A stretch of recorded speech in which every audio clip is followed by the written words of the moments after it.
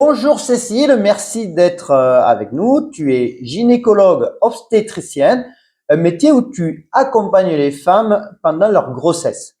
En janvier 2026, tu as commencé un coaching sportif avec moi sans savoir que tu allais bientôt vivre cette expérience de l'intérieur. Peux-tu nous raconter ce qui t'a motivé à te lancer dans ce coaching au départ? Alors, initialement, c'était dans une vision de progression en course à pied. Comme je pratiquais déjà un peu la course à pied, les entraînements dans le club d'athlétisme, c'était un peu pour compléter les entraînements et par curiosité aussi pour voir un peu ce qui pouvait être fait. Et sachant qu'au début, j'osais pas trop parce que je me jugeais trop amateur pour ça. Et puis pour moi, les coachs, c'était pour les professionnels ou les gens qui avaient vraiment des objectifs très très précis.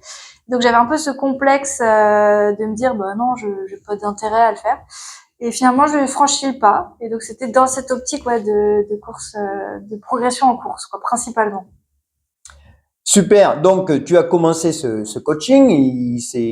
Ça a bien déroulé dès le départ, hein, et progressivement, tu as appliqué, utilisé de plus en plus de charges dans les exercices. Et en février, ta grossesse est confirmée. Moi, j'ai une question. As-tu hésité à arrêter le coaching? Qu'est-ce qui t'a convaincu finalement de continuer l'activité physique? Alors, je me suis pas dit que j'allais arrêter parce que j'ai jugé que ça pouvait être adapté. Par contre, c'est vrai que je m'étais dit que pour un coach, que potentiellement que ça aurait pu par contre être délicat pour le coach de coacher une femme enceinte parce que c'est toujours la femme enceinte qui est fragile, etc., etc. Donc je m'étais plutôt dit ça. Peut-être que tu n'aurais pas voulu continuer de me coacher, quoi. Mais après, ça m'a pas remis en question sur l'intérêt de continuer à faire du sport et encore plus adapté et en plus avec quelques charges, quoi. Eh bien, finalement, non, hein, j'ai pas hésité. Au contraire, plutôt, j'ai tout fait pour continuer à te coacher. Et d'ailleurs, je t'avais expliqué qu'au CREPS, j'avais eu des cours comment coacher les femmes enceintes. Alors, évidemment, c'est pas quelque chose que je fais de façon habituelle, mais du coup, c'était un beau challenge. Alors, Cécile, beaucoup de femmes pensent qu'il faut arrêter l'activité physique ou en tout cas le sport pendant la grossesse. Toi, tu as choisi plutôt de continuer. Alors, est-ce que tu peux me dire quel bénéfice as-tu ressenti de continuer cette activité-là au niveau physique et peut-être mentalement aussi? Ouais, bah, c'est très vaste comme question parce que c'est sûr que par contre là il y a beaucoup de femmes effectivement qui arrêtent tout parce qu'on leur dit qu'il faut arrêter, que ça peut leur faire des risques de fausse couche, des risques d'accouchement prématuré, etc. Qu'il faut qu'elles se reposent, qu'elles profitent de ce break pour se reposer. Donc après, c'est vrai qu'il y a des femmes qui doivent se reposer et qui malheureusement n'ont pas la possibilité de faire du sport parce qu'elles ont des vraies contre-indications médicales. Mais là, de plus en plus, on essaie d'encourager les femmes à faire du sport, justement pour leur bien-être physique, parce que bah ça limite aussi certaines comorbidités liées à la grossesse. Ça limite le diabète, ça limite la prééclampsie, la tension, et mentalement, justement, comme tu posais la question, enfin, le bien-être mental est bien meilleur chez une femme qui fait de l'activité physique en général, qu'elle soit enceinte ou pas enceinte. Enfin, l'homme en général, quand il fait de l'activité physique, se sent mieux mentalement, quoi. Et c'est vrai que moi personnellement, bah, le fait de continuer de faire de l'activité physique et du sport et aussi de la course à pied, du coup pendant un bon moment, bah du coup je me sentais moins fatiguée. Je pense que mon corps s'est habitué progressivement aussi à la charge, enfin au ventre. Donc du coup j'avais pas de gêne. Enfin j'avais quelques petites gênes, mais j'étais pas. Le fait que je maintienne au quotidien tout le temps, j'ai pas eu de sensations vraiment désagréables. Et je pense que mentalement ça a été une aide énorme parce que il se passe beaucoup de choses pendant la grossesse, des choses que moi-même, en tant que gynécologue, je pouvais constater, mais que j'avais pas vécu personnellement. Et c'est vrai que bah, le psychique est très sollicité, autant que le corps. Et le fait d'avoir cette possibilité de petite bulle de bien-être liée au sport, je trouve que ça aide vraiment à se sentir bien dans sa tête, quoi, aussi. Et du coup, effectivement, c'est passé par une communication entre toi et moi sur les différents exercices pour savoir ben, si cela il te convenait moins, etc. Et même au niveau des charges qu'on augmentait, qu'on réduisait en fonction de ta forme du moment. Ouais, tout à fait. Ouais, ouais, c'est ça. C'était vraiment très adapté selon l'instant, la fatigue ou pas, les petites gènes qui se mettent en place à tel ou tel moment. Et c'est vrai qu'il y a des fois on est plus en forme, des fois d'autres moins. Et toujours cette vigilance d'écouter, de s'écouter, et de discuter, de dire bah là je le sens pas, ou là au contraire je me sens bien. Et c'est vrai que ouais, le fait Voilà, que ce soit mais très personnalisé quoi. toujours en restant dans des efforts mesurés Ouais, pour effectivement pas aller trop loin. exactement. Est-ce que par exemple ça t'a aidé à avoir moins mal au Ah dos, ouais. des choses au niveau plutôt physique? Ah oui, oui. Ah bah ça oui, parce qu'en plus moi personnellement, j'aime pas travailler le dos et les épaules, tout ça. Et c'est vrai que le fait de pas mal renforcer, enfin pas mal, je sais pas, mais de faire en tout cas des exercices pour renforcer le dos, je pense que clairement ça m'a aidé au quotidien pendant la grossesse. Le fait du coup ça m'aidait à travailler une bonne posture, quoi. Ça c'est indéniable. Et puis même pour après. Parce que pour le coup, entre la fatigue, le poids du bébé, enfin après, je veux dire après la grossesse, donc à l'accouchement, une fois qu'on a le bébé, qu'on doit le porter, alors qu'on dort presque pas, il y a plus de fatigue qui s'installe. Et je pense que d'ailleurs, si c'était à refaire, je commencerais même plus tôt à renforcer mon dos dès que j'ai un projet de grossesse pour pas avoir de douleur au dos ensuite, parce que oh là là, dis donc, qu'est-ce que ça pèse. C'est justement la question que j'allais te poser finalement. Est-ce qu'il faut pas faire de la musculation et renforcer Ah son corps bah, avant d'être enceinte? ah bah si, idéalement ce serait ça, hein. Idéalement. Après, je Super. pense que pour tout le monde, il faudrait faire de l'activité physique, de toute façon, pour la santé, que ce soit l'homme et la femme, hein. Mais c'est vrai que ouais, je pense qu'avoir une bonne routine sportive avant d'être enceinte, bah, ça permet de la maintenir pendant la grossesse, quoi, c'est clair, hein. C'est super, Cécile. Est-ce que tu peux me dire, alors Corto, il est né en pleine forme, hein, et d'ailleurs, Ouais. ça va être un sportif, je tiens à le dire, parce que même son papa, il s'est mis au sport là. Et du coup, ben, Corto, lui, il fait déjà, il court dans une poussette, Ouais. non, ouais, poussé par sa maman et son papa. Alors, est-ce que tu peux me dire si l'activité physique que tu as pratiquée pendant ta grossesse a joué un rôle dans ton accouchement et la récupération post-accouchement? Alors, dans l'accouchement, je saurais pas dire. Ce qui est sûr, c'est que ça m'a permis d'avoir une grossesse qui s'est bien. Enfin, je pense que j'ai été plus en forme que si j'en avais pas fait du tout. Aussi parce que j'ai la possibilité d'en faire. Après, l'accouchement en tant que tel, je saurais pas vraiment dire parce que je sais qu'il y a des études un peu ambivalentes sur le sujet entre est-ce que faire du sport ça facilite l'accouchement ou non. Après, par contre, c'est vrai que j'avais fait sur la fin du yoga et du pilates, donc je pense que ça aide. Le fait de rester actif aussi pendant l'accouchement, ça m'a certainement aidé. Mais bon, donc ça, je saurais pas vraiment dire l'impact réellement. Par contre, ce qui est sûr que pour l'après-accouchement, c'est indéniable que ça m'a aidé. Aussi, bon, grâce au fait que j'ai eu un accouchement qui s'est plutôt bien passé, j'ai pu reprendre le sport rapidement. Mais le fait d'en avoir fait toute la grossesse, bah forcément, j'ai repris quand même aussi rapidement vu que j'ai pas eu une interruption très longue, quoi.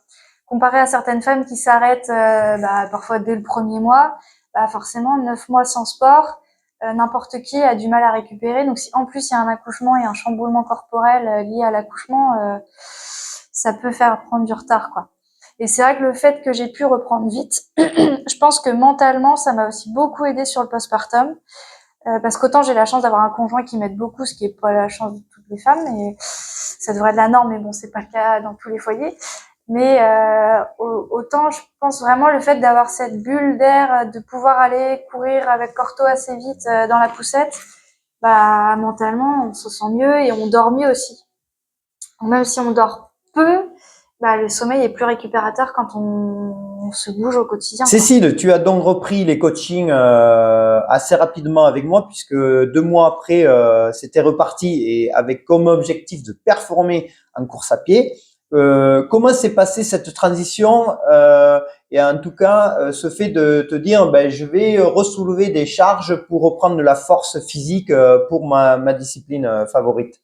Bah, pense déjà 2 choses. C'est que d'une part, bah, j'ai quand même été suivie par une kiné après l'accouchement pour bien être sûre que tout soit OK. Elle m'a aidé un peu à rééduquer aussi les abdominaux pour avoir une bonne gestion. Enfin bon, elle m'a un peu optimisé de ce côté-là.